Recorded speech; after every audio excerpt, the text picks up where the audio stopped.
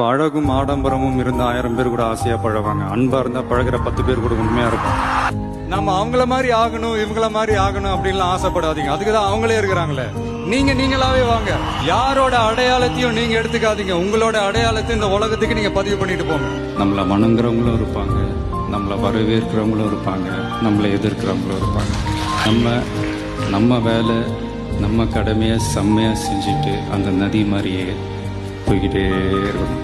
ஜெயிக்கணும்ன்ற வெறி இருக்கிற எல்லாருக்குள்ளேயும் ஒரு போட்டியாளர் இருக்கணும். அந்த போட்டியாளர் நீங்களா தான் இருக்கணும். நீங்க தான் எதிரி, நீங்க தான் போட்டி, நீங்க அடுத்தவங்களெல்லாம் அந்த மாதிரி பார்க்கணும்னு அவசியமே இல்லை. அப்போ உங்க உயரம் என்னன்னு உங்களுக்கே தெரியாம போயிடும். Compete with yourself, only that will make you better.